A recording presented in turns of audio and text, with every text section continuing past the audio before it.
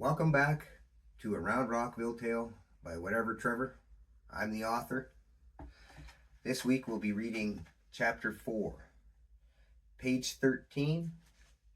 Chapter 4, The Gap in the Fence. Not so fast! Rockstone wasn't satisfied quite yet. I have more questions.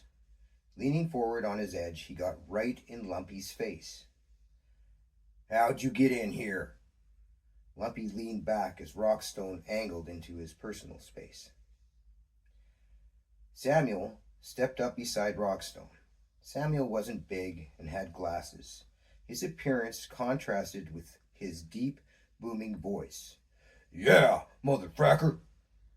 Lumpy flinched, leaned back so far he was about to fall over. Samuel's eyes bulged, head tilted and teeth clenched as he looked over his glasses. He was enjoying this. How did you get past that frackin' glass fence? Old Boulder, a master craftsman and the boss of the crew that built the fence, spoke up confidently. Slate selected the thickest, sharpest pieces of broken glass for that fence. Roundy broke his back anchoring each piece deep in the ground. I made sure we built it to last. The broken glass fence is tall, strong, and jagged. Most round rocks think it is impenetrable. Bull puffed himself up, big and round, full of pride and hot air. I would like to know how you got in here as well. Lumpy took a step back from Rockstone, and Samuel leaned forward and stood straight up. As I told you, I came through a gap in the fence. It's over there. I'll show you. Lumpy turned, facing the direction of the gap in the fence. Rockstone rolled around Lumpy. Hold your horses. Again, they were face to face. Stay right there for now. Yeah, mother fracker. Samuel, stop. You're not fooling anybody. We all know you are a frackin' sweetheart. Crystal nuzzled up behind Lumpy, providing comfort. I believe you. Lumpy nuzzled back, and an ease came over his heart. He felt strong and safe beside Crystal, as most people do. Little Pebbles Pembleton took Crystal's cue to show her bravery. She squeezed her way in between Lumpy and Rockstone. Well, between their bottoms at least. Looked up at Rockstone with fierce eyes. You leave my friend alone. She kicked a little dirt at Rockstone, who did indeed move back away from Lumpy. A fuss started to arise again. How did he get in here? Did he break our fence? I've never seen a gap in the fence. Somebody should check the fence. The round rocks engaged each other with nods and headshakes. Sir Reginald Roundbottom II rolled over to his spot at the head of the center courtyard, where he ran the town meetings and told the weekly story. All right, everyone. Quiet down. Quiet, please. Last thing we need is more noise. The round rocks settled. The voices became whispers, and the whispers trailed off into a hush.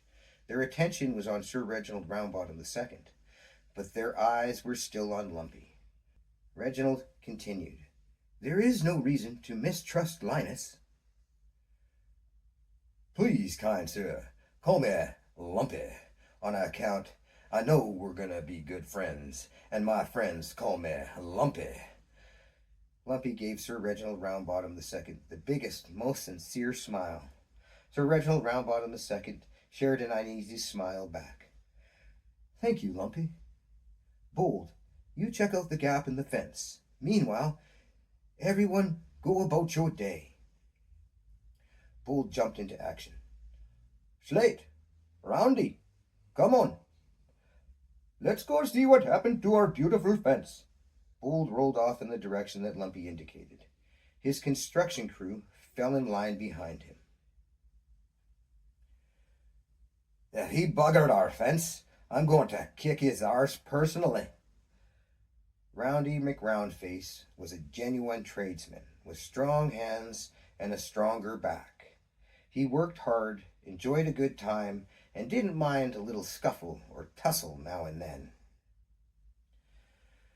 I hope he didn't do diddly damage to my precious broken fence. Slate was the brains of the operation. He designed the broken glass fence. Slate wasn't just a designer and architect, he was an artist. The glass shard fence was his most prized artwork. All right. We're not blaming anything until we take a good look.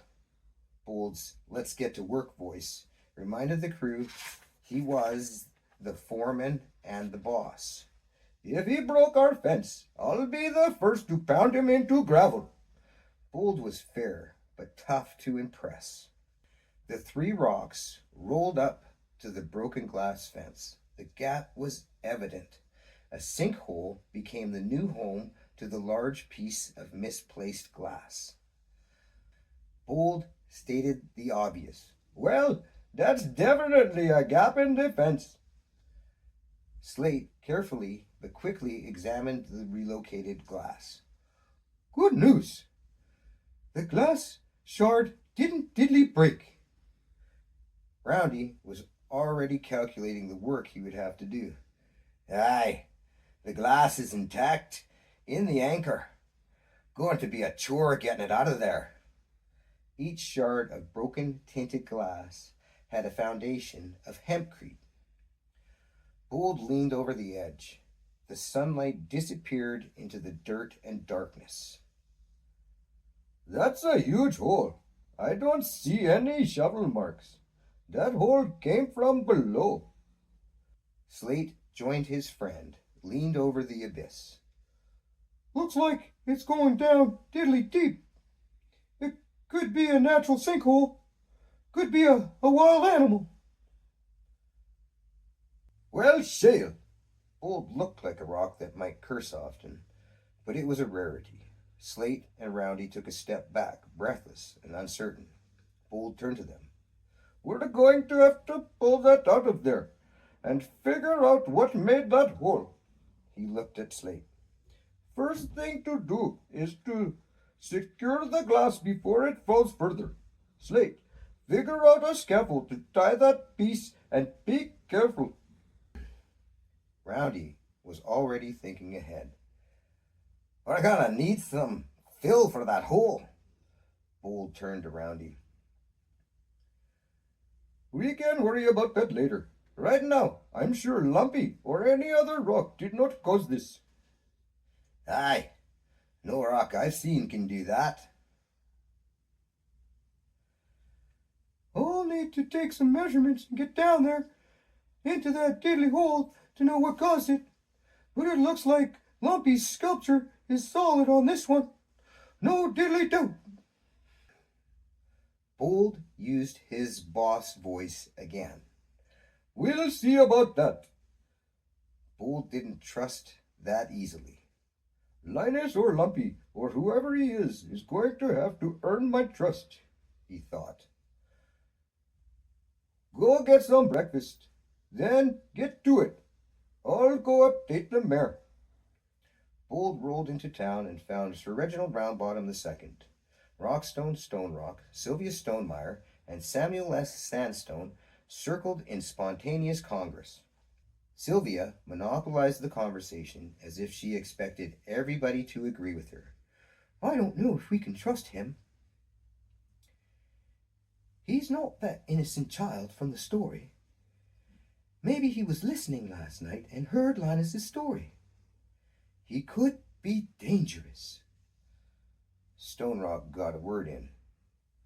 It seems awful suspicious that a gap in the fence appeared the night that Linus returned. Bould interrupted. In this case, he's telling the truth. There is a gap in the fence, but there's no way he did it. Sir Reginald Roundbottom II was pragmatic as usual. Apparently, Linus has been honest with us. There is no reason not to welcome him into our community. He deserves a fair chance. Rockstone Stone Rock liked order, and Lumpy irked his sense of stability. He's charming, but I don't trust him. Yeah! Samuel S. Sandstone followed Rockstone Stone Rock like an infatuated puppy. He smiles too much. I don't trust mother frackin' rocks that smile too much. You know who else seems trustworthy, charming, and smiles a lot? Sylvia didn't wait for an answer. Con rocks, that's who.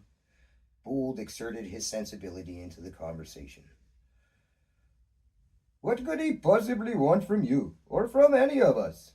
We should keep an eye on him, but let's not jump to conclusions. Sylvia respected Bold Boulder. Slate slanders spoke highly of him. Sylvia, as a fellow worshipper of bedrock, held Slate and his opinion in high regard.